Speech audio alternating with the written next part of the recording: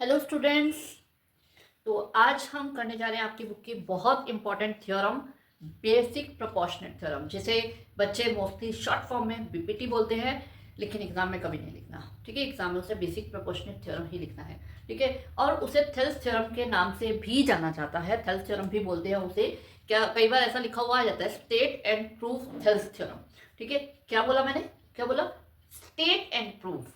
तो यहाँ पे आपको ये चीज ध्यान रखनी है कि जिन थ्योरम के इस तरह से पर्टिकुलर नाम आ जाते हैं उनकी स्टेटमेंट भी आपको लर्न करनी है, क्योंकि उनकी स्टेटमेंट भी आ सकती है। तो यहाँ पे बेसिक प्रोपोर्शनल थ्योरम की स्टेटमेंट बहुत इंपॉर्टेंट है, तो आपको इसकी स्टेटमेंट भी याद करनी है, जो कि मैंने यहाँ पे लिखी है। If a line is drawn parallel to one side of a triangle to intersect the other two side and in distant point, then other two sides are divided in same ratio. ठीक है, क्या मैंने समझाया नहीं? Actually मैंने समझाने के लिए रीड नहीं की, मैंने आपको ये बताने के लिए रीड किया कि ये स्टेटमेंट आपको लर्न करनी है। अभी मैं समझाऊंगी इसे टेंशन नॉट, अभी समझाऊंगी, ऐसे नहीं करवाऊंगी। ठीक है, तो और एक चीज और, मोस्टली बच्चों को ये थ्योरम बहुत टफ लगती है, तो मोस्टली बच्चों को ये थ्योरम बहुत टफ लगती है, तो है भी थोड़ी सी। लेकिन आज हम इसे लिखने का एक ट्रिक यूज करेंगे। हाँ, बिल्कुल सही सुना, एक ट्रिक यूज करेंगे। थ्योरम्स में ट्रिक, बच्चे बहुत खुश हो जाते हैं कि थ्योरम्स के अंदर ट्रिक, क्योंकि थ्योरम्स लिखना थोड़ा टफ लगता है। तो इस थ्योरम में आज मैं आपको एक ट्रिक बताऊंगी कि इसको कैसे लिखा जाए। लेकिन इसका ये बिल्कुल मतलब नहीं है कि हम बेसिक नहीं करेंगे, पर्दे के पीछे की कहानी हम बिल्कुल अच्छे से समझेंगे। लेकिन हाँ, आप लोग को जो एग्जाम में जब लिखना टफ लगता है उसके लिए मैं एक ट्रिक बताऊंगी, जिसे ताकि आप लोग को थ्योरम लिखनी थोड़ी इजी लगे। ओके, तो स्टार्ट करते हैं। ठीक है, सबसे पहले क्या है कि मैंने वैसे यहाँ पे डायग्राम बना दिया है, आपको डायग्राम नहीं दिया होता, यहाँ पे सिर्फ एक स्टेटमेंट आती है या स्टेट एंड प्रूफ, वो स्टेटमेंट भी नहीं दी होती, आपको वो भी खुद लिखनी होती है। लेकिन तो मैं थोड़ा समझा देती हूँ कि हमने कैसे बनाया है। If a line is drawn parallel to one side of a triangle, एक ट्राइंगल दे रखा है ये हमें पता है, तो मैंने एक ट्राइंगल ले लिया एबीसी। ठीक है, if a line drawn parallel to one side, यानी इस ट्राइंगल के एक साइड के पैरेलल एक और लाइन ड्रॉ की गई है। ठीक है, to intersect other two side in distant point, यानी बाकी दो साइड को जो इंटरसेक्ट कर रही है। पैरेलल लाइन तो देखो इसके यहां भी हो सकती थी या इसके यहां भी हो सकती थी, लेकिन उन्होंने साथ में एक और चीज क्लियर कट करके दी है कि जो पैरेलल लाइन है वो इसको बाकी, इसकी बाकी दो जो साइड है उनको अलग अलग पॉइंट पे कट कर रही है, इंटरसेक्ट कर रही है। तो यहाँ पे आप देख सकते हैं डी और ई पे बाकी दो साइड को इंटरसेक्ट कर रही है लाइन, कौन सी लाइन, डीई। तो यहाँ पे डीई जो है वो बीसी के पैरेलल है। ठीक है, ये मैंने गिवन में ले लिया है, गिवन में हम वही लेते हैं जो हमें दे रखा होता है। ठीक है, in triangle ABC line DE parallel BC which intersect AB and AC at D and E respectively. That's it. Okay, उसके बाद आता है, आपको पता ना ये थ्योरम्स को एक फॉर्मेट के हिसाब से करना होता है। फॉर्मेट क्या होता है, सबसे पहले गिवन, उसके बाद टू प्रूफ, उसके बाद क्या आता है, कंस्ट्रक्शन। कंस्ट्रक्शन यानी जो चीज हम अपनी तरफ से करते हैं।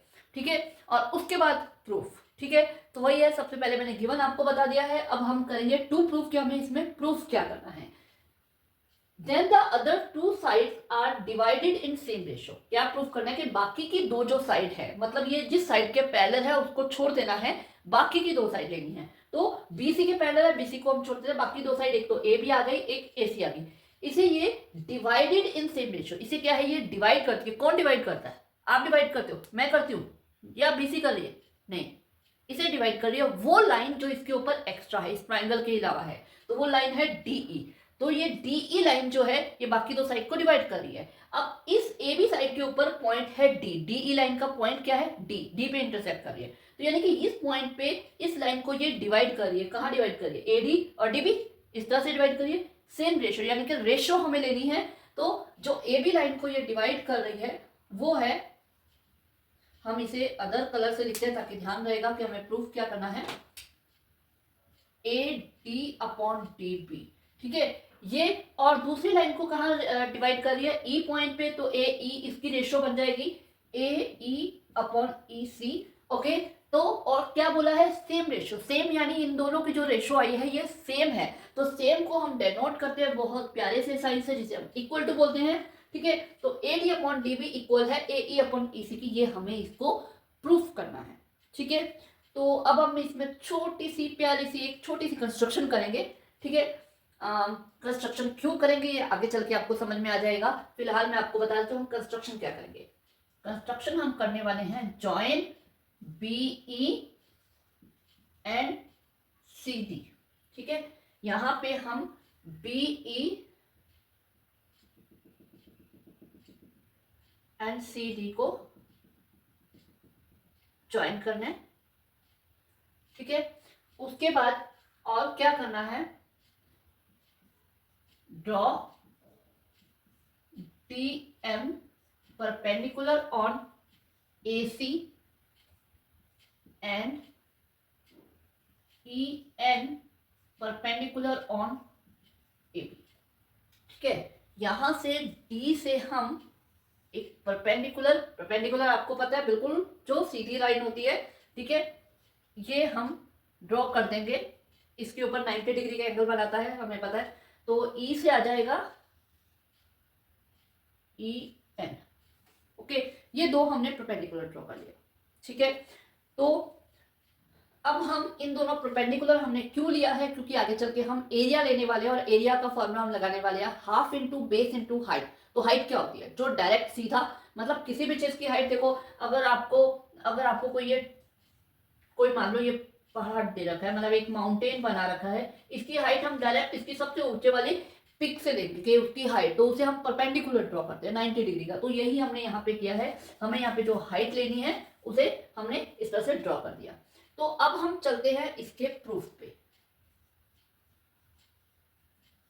प्रूफ, ठीक है। अब प्रूफ के अंदर क्या करना है, हमें जो चाहिए हम उसके अकॉर्डिंग चलेंगे। यहाँ पे हमारे पास हम क्या लेंगे, दो ट्राइंगल लेंगे, उनका एरिया लेंगे, उनको रेशो में लेंगे क्योंकि हमें रेशो चाहिए। और हम ऐसे दो ट्राइंगल लेंगे जिनमें AD और DB आएगा, ठीक है, क्योंकि हमें ये रेशो बनानी है, ठीक है। तो पहले हम AD आ रहा है इसमें, तो हम ये वाला ट्रायंगल ले लेते हैं। एक सेकेंड, हम लेंगे ये वाला ट्रायंगल,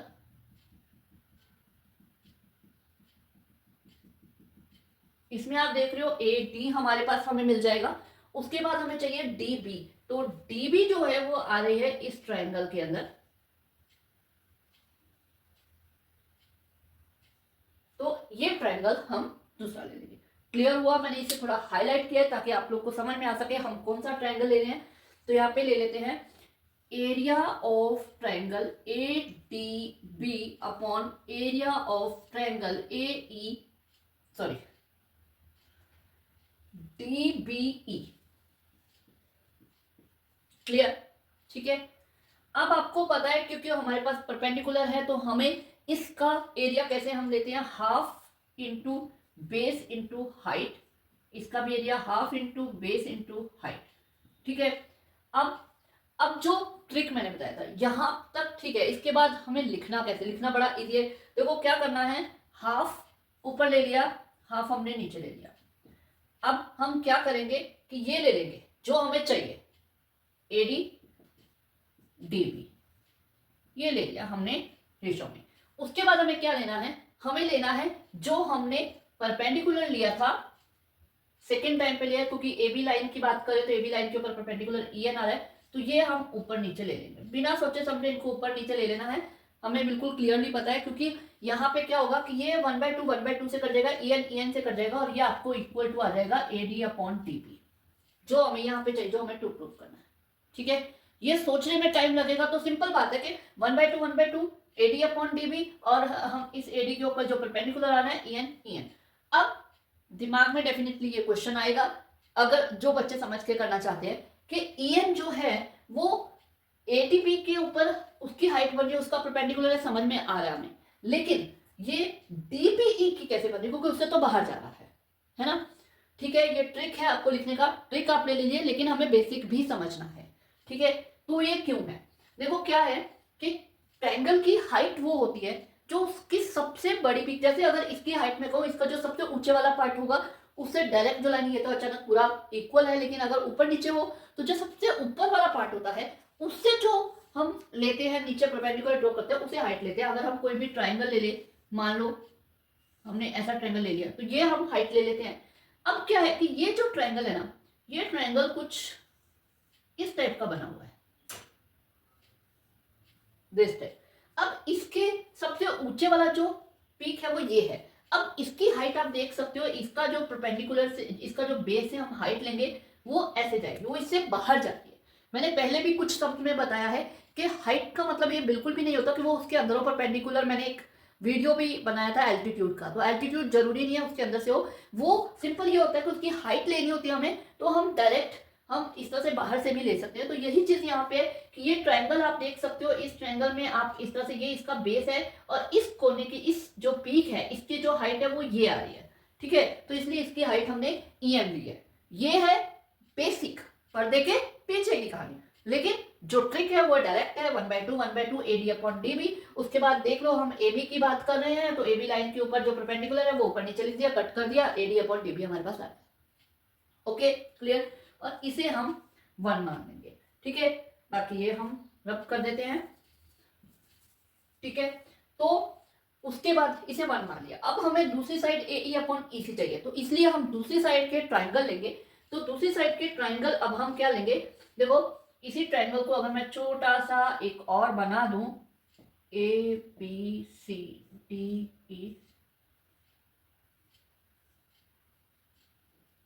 तो हम क्या लेंगे, पहले हम ले लेंगे ये वाला ट्रायंगल ऊपर। क्यों? क्योंकि हमें AE चाहिए, AE। अब AE आ रही है इस ट्रायंगल में, तो ये ले लेंगे। अब दिमाग में आ रहा होगा कि मैम यही ट्रायंगल तो हमने उधर लिया था। बिल्कुल सही, यही ट्रायंगल हमने उधर लिया था, लेकिन हम मोस्टली जो परपेंडिकुलर है वो लेते हैं, हाइट वो लेते हैं जो बेस के ऊपर आती है। अब बेस हमें अगर AE चाहिए तो हम इसका परपेंडिकुलर DM लेंगे। अब DM परपेंडिकुलर लेंगे तो हम इस तरह से इसको लिख सकते हैं। तो इसलिए हम सेम ट्रायंगल लेंगे क्योंकि आगे चल के हमें एरिया इक्वल मिल जाएगा, ठीक है। दूसरा हमें चाहिए EC, यानी कि ये EC। तो इसके लिए हमारा ट्रायंगल होगा, एक मिनट, वो होगा ये वाला ट्रायंगल, ठीक है। क्या है? CDE, ठीक है। तो हम ये दो ट्रायंगल ले लेते हैं, ठीक है। Area of triangle ADE upon area of triangle CDE, ठीक है। अब इसमें आप ट्रिक भी ले सकते हो। ट्रिक कैसे? कि हमें ऊपर वाला ट्रायंगल सेम लेना है ताकि आगे चल के हम इसका यूज कर सके सेम होने की वजह से। नीचे हमने DB, क्योंकि हमें DB चाहिए था तो DB के साथ E ले लिया। और अब यहाँ पे हमें क्योंकि EC चाहिए तो EC के साथ हम, मतलब EC के साथ D का हम यूज करके हमने वो वाला ट्रायंगल ले लिया, ठीक है। तो अब वही same, half into base into height, half into base into height. अब फिर यहाँ पे लिखने का ट्रिक ले लेंगे, हाफ ऊपर हाफ नीचे, क्रॉस मल्टीप्लाई में यही लेना हमने। उसके बाद यहाँ पे, वहां पे हमने EM लिया था, अब यहाँ पे हम दोनों DM ले लेंगे, या AC जिस लाइन की हम बात कर रहे हैं उसके ऊपर जो परपेंडिकुलर है। अब हाफ से हाफ कटेगा, DM कटेगा, AE अपॉन EC, ये हमारी हो जाएगी सेकेंड इक्वेशन। क्लियर, ठीक है। ये हमने ले लिया। अब हमने यहाँ पे DM क्यों लिया है इस ट्रायंगल की हाइट, वो मैं पहले उसमें बता चुकी हूँ। सेम उसी तरह है, ये वाला जो ट्रायंगल है, ये ट्रायंगल, इसका सबसे बड़ी पिक ये है, इसकी हाइट ये बन रही है, ठीक है। क्लियर। अब बात ये है कि अगर इसके ये दोनों लेफ्ट साइड इक्वल हो जाते हैं तो इसके राइट साइड भी इक्वल हो जाएंगे और हमारा सम प्रूफ हो जाएगा, ठीक है। अब इसके लेफ्ट साइड में जो ऊपर का पार्ट है वो तो ऑलरेडी इक्वल है क्योंकि हमने सेम ट्रायंगल लिया है, ठीक है। बस उसकी बेस और हाइट चेंज की है। तो बेस और हाइट चेंज करने से कभी भी एरिया चेंज नहीं होता। अगर कोई एक ट्रायंगल है, इसका जो बीच का पार्ट है वो सेम रहेगा। अगर हम इस हाइट का और इस बेस का यूज करते हैं तो भी इसका एरिया उतना ही आएगा। अगर हम इस बेस और इस हाइट का यूज करेंगे तब भी एरिया सेम आएगा। तो ऐसा कुछ नहीं है। तो इसलिए क्या कहते हैं, इस ट्रायंगल को हमने दो तरीके से यूज किया, लेकिन इसका एरिया यानी कि ये ऊपर वाला पार्ट सेम रहेगा, ठीक है। तो ये तो सेम है। अब बात आती है नीचे वाले पार्ट की। तो नीचे वाले पार्ट को कैसे इक्वल किया जाए? अगर वो इक्वल आ जाएगा तो हमारा सम सॉल्व है, ठीक है। उसके लिए हम चलते हैं थोड़ा पीछे। 9th क्लास में, वैसे ये आपके टाइम में कट गई थी, 9th क्लास का जो पहले का 9th चैप्टर था उसकी एक थ्योरम थी, ठीक है। वो अब ठीक है कट गई थी, लेकिन हम यहाँ पे मैं आपको समझा देती हूँ। मैं कैसे समझा रही हूँ ना। अगर दो पैरेलल लाइन हम ड्रॉ कर दें, ठीक है, इन दो पैरेलल लाइन के बीच में सेम बेस लेके अगर हम कोई दो ट्राइंगल्स लेते हैं, आपने देखा है मैंने सेम बेस लिया है, मतलब PQ और R और S, इसमें बेस सेम PQ लिया है, इसमें अगर हम बात करें, एक तो ट्रायंगल ले लिया ये वाला, दिस वन, ठीक है, एक ट्रायंगल ले लिया दिस वन, इसका बेस दोनों का सेम है, ठीक है, और ये ट्रायंगल है और ये ट्रायंगल है, और ये दोनों ट्रायंगल दो पैरेलल लाइन यानी P Q parallel R S के बीच में है। अगर ये दो पैरेलल लाइंस के बीच में दो ट्रायंगल्स बनते हैं तो उनका एरिया इक्वल होता है, और ये दो नहीं, इन दो पैरेलल लाइंस के बीच में दो से ज्यादा जितने भी ट्रायंगल बनेंगे अगर सेम बेस लेते हैं तो उनका एरिया इक्वल ही होगा। जैसे मान लो ये मैंने बना दी और यहाँ पे ये है, अब इसी से ये ले लिया, अब इसी से ये ले लिया, इसी से ले लिया, जितने ट्रायंगल्स मैं बना रही हूँ क्योंकि मैंने बेस सेम रखा है तो वो सबका एरिया सेम होगा। ओके, सेम होगा। इसका रीजन भी मैं बता देती हूँ। अगर ये दोनों लाइंस पैरेलल हैं तो पैरेलल का डिस्टेंस कहीं से भी लो, कोई दो अगर पैरेलल लाइन है, हम पैरेलल लाइन की डेफिनेशन में यही पढ़ते हैं कि पैरेलल लाइन जो कभी नहीं मिलती और इनका जो बीच का जो डिस्टेंस है वो ऑलवेज इक्वल रहता है, कहीं से भी मेजर करो, ठीक है। तो पैरेलल लाइंस का डिस्टेंस अगर हमने यहां से मेजर किया और अगर हमने यहां से मेजर किया वो सेम रहेगा, ठीक है, यानी हाइट सेम हो गई। अब बेस हम ऑलरेडी इक्वल ले रहे हैं तो एरिया अपने आप इक्वल आएगा, आएगा या नहीं आएगा? आएगा ना। आई पर्दे के पीछे की कहानी समझ, ठीक है, कि क्यों होता है इक्वल, इसका रीजन ये है, ठीक है। तो दो, अब हमें ये पता है तो हम इस कंसेप्ट का यूज करके यहाँ पे हम देख रहे हैं डीई और बीसी दो पैरेलल लाइन है, और ये जो दो ट्राइंगल हम ले रहे हैं, एक तो हम ले रहे हैं ट्राइंगल दिस, ठीक है, दूसरा हम ले रहे हैं ट्राइंगल दिस। इन दोनों में आप देख रहे हो ये बेस है और ये दोनों दो पैरेलल लाइन के बीच में आ रही हैं, तो इसलिए इन दोनों ट्राइंगल्स का एरिया क्या होगा? इक्वल होगा। और ये दो वही ट्राइंगल है जो हमारे यहाँ पे नीचे वाले हैं, ठीक है, तो इनका एरिया इक्वल है, ठीक है। अगर इनका एरिया ये इक्वल है और ये ऊपर वाला पार्ट भी इक्वल है तो ये दोनों पार्ट आपस में इक्वल हो जाएंगे, मतलब this one equal to this one, और ये इक्वल हो जाएंगे तो ये इक्वल है इसके, ये इक्वल है इसको, तो ये भी इक्वल हो जाएंगे। एक्सियोम याद है ना, 9th में किए थे, अगर लेफ्ट हैंड साइड इक्वल होगी तो राइट हैंड साइड भी तो इक्वल हो जाएगी ना, ठीक है, वही लगेगा। लेकिन सबसे बड़ी महाभारत बच्चों के लिए, इसे लिखना कैसे है? मैम हमें समझ तो आ गया, इसे लिखेंगे कैसे? बहुत सिंपल है, देखो अभी जो मैंने बोला वही हम लिखेंगे। मैंने यहाँ पे, ये मैं यहाँ से मिटा देती हूँ, कंफ्यूजन नहीं हो बच्चों को कि ये कंस्ट्रक्शन का पार्ट है।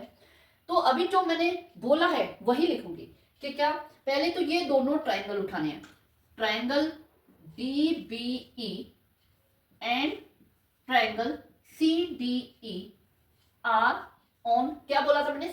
सेम बेस पे हो, आर ऑन सेम बेस। अब इसका बेस क्या लेना है? जो इनमें कॉमन लाइन, कॉमन लाइन हम यहां से भी देख सकते हो, वहां से देख सकते हो, यहां से भी देख सकते हो, देखो डी और ई दोनों में सेम आ रहा है तो बस वही लाइन कॉमन है, DE same base DE and between two same parallel line, ठीक है। अब पैरेलल लाइन कौन सी है वो हमें इस ट्रायंगल में स्टार्टिंग में ही पता है, कौन सी पैरेलल लाइन है ये, तो इन्हीं को लिख देना है हमें, ठीक है, DE पैरेलल BC, ठीक है। समझ में आया कहां से लिखना है? इन दोनों का डिनोमिनेटर उठाना है, ट्रायंगल ले लिया, सेम बेस जो सेम लाइन आ रही है वो लिख लिया, बिटवीन सेम पैरेलल लाइन वो हमने यहां से उठा लिया, ठीक है, लिख लिया। अब इसके बाद क्या होगा?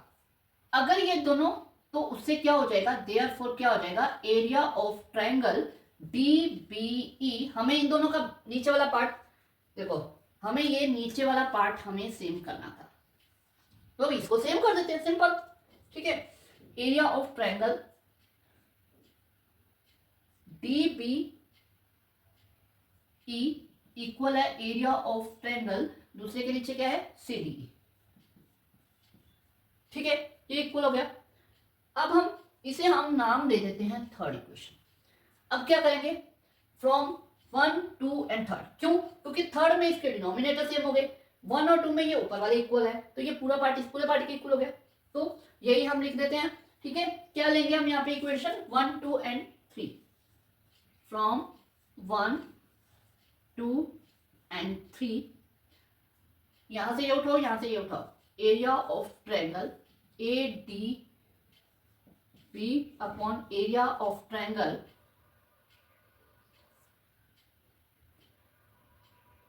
सी डी ई इक्वल है area of triangle A D B upon area of triangle D B E. ठीक है, अब इसकी जगह पे पुट कर देते हैं ये वैल्यू, मतलब इससे क्या हो जाएगा, A D upon D B equal हो जाएगा ए ई अपॉन ई सी के, जो हमें प्रूव करना था एच पी यानी कि हिमाचल प्रदेश नहीं, हैंस प्रूव्ड। ओके, तो समझ में आया, क्लियर। सिंपल लिखना क्या है कि हमें ये ऊपर वाला ट्रायंगल लेना है, फिर नीचे हम एडी के हिसाब से एडी वाला ट्रायंगल ले लेंगे, डीबी के हिसाब से डीबी वाला ट्रायंगल ले लेंगे। सामने हम क्या करेंगे, हाफ ऊपर हाफ नीचे, जो हमें प्रूव करना है एडी डीबी ले लिया, फिर यहाँ से उठा के यानी दोनों ट्रायंगल दोनों परपेंडिकुलर ले लिए और एडी डीबी के इक्वल आ गया। सेम इसी तरह इधर हमने वो ऊपर वाला ट्रायंगल ले लिया और नीचे हमने ईसी के हिसाब से ईसी वाला ट्रायंगल ले लिया, फिर वही हाफ हाफ, फिर जो प्रूव करना है ए ई सी, फिर डीएम डीएम और ए ई सी के बराबर आ गया। फिर हमने इन दोनों ट्रायंगल को बस लिखने के लिए एक छोटी सी लाइन लर्न करनी है, वो भी आप यहाँ से ले सकते हो। देखो उसके अंदर क्या लिखना है वो गलती ना हो, वो आप डायरेक्ट यहाँ से उठा सकते हो कि आपको इसके नीचे वाले ट्रायंगल लेने हैं। ठीक है, ऑन सेम बेस जो लाइन दोनों में कॉमन आ रही है वो ले लेनी है। ठीक है, लाइन कॉमन आ रही है वो ले ली, फिर बिटवीन टू पैरेलल लाइन वो यहाँ से जो हमने गिवन में लिखी है वो ले लेनी है। ठीक है, फिर नीचे वाले दोनों को इक्वल कर देना है, सोचना नहीं है क्या करना है, नीचे से उठाया इक्वल कर दिया। ठीक है, ये कर दिया, फिर उसके बाद इन दोनों को हम इक्वल लिख देंगे फ्रॉम 1 2 एंड 3, फिर उनके सामने वाले पार्ट उठा के इक्वल ले लेने हैं, उससे हमारा प्रूफ हो गया। लिखने का ये क्या है, ट्रिक। ओके।